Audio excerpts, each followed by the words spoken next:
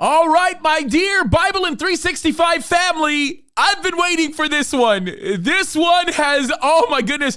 Okay, I'm very excited because we are at the book of Deuteronomy. Now, I don't know about you, but this one is great, especially if you are interested in politics and, of course, God and country. Y'all know what I'm saying? Anyway, you're going to love Deuteronomy. First of all, let's talk about where the name came from. It actually came from the Septuagint, which, of course, is the Greek translation of the Hebrew Old Testament. And it really denotes second law. That's sort of what it means, or repetition of the law. Now, I'm just going to simply say this.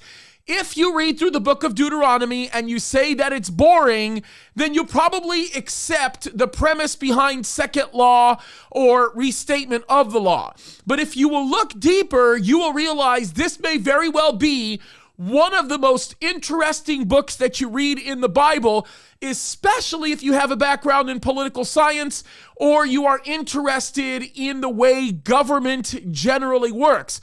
Because what you may not notice about the book of Deuteronomy is what I'm going to actually tell you about.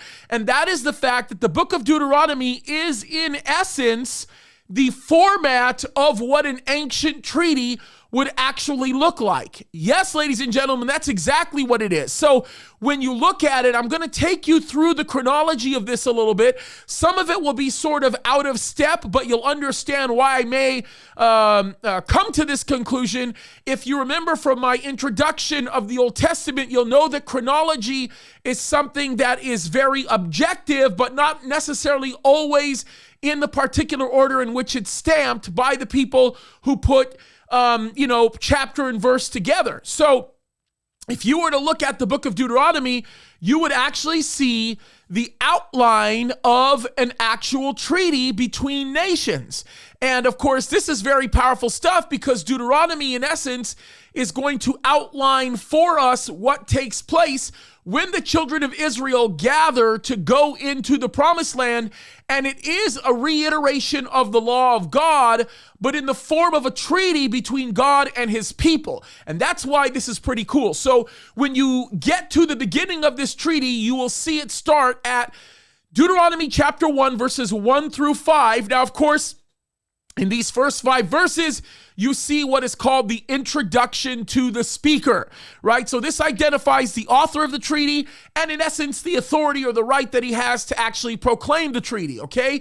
Then you get into a prologue, so to speak. So the idea is it's going to tell you the history of the past relationship between the people involved in the treaty or named in the treaty. And that would be from verse 5 of chapter 1 all the way to chapter 3, verse 29, right? So that's pretty cool stuff. And then, of course, you get into what I like to call the stipulation section, or the section that lists all the obligations set thereof between the two people in the treaty. And that's in chapters 4 through 26, okay?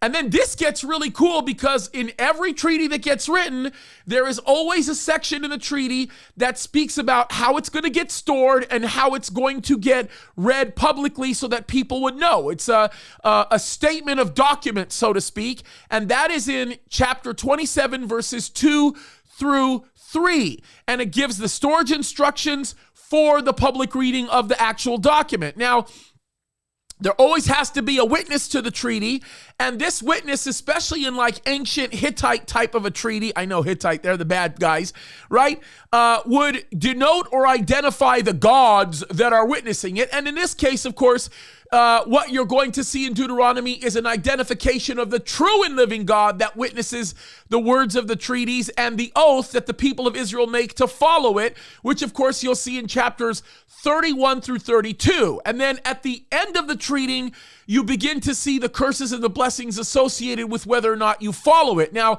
chapter 28 of Deuteronomy is where you'll find that, and that gets really interesting because this is where you hear the cursed be you in the city and cursed be you in the country, or blessed be you in the city city, and blessed be you in the country if you obey the law of God. So you are literally looking at one large treaty document, and it is awesome. Highly recommend that you look into this. If you want more about this, of course, you can go to CalvaryChapelSignalHill.com. Soon we're going to launch a JamesKaddis.com website where you'll be able to find all of that as well. My full and complete teaching. You should be very blessed by this. I know I am. You're going to love it. And if you have any questions, you can always go on our CalvaryChapelSignalHill.com website or go to our YouTube page, Calvary Chapel Signal Hill. Please don't forget to go over there, take a listen. It's all free. We want you to be blessed. God bless you guys. Enjoy your journey through the book of Deuteronomy. It's going to be a great one.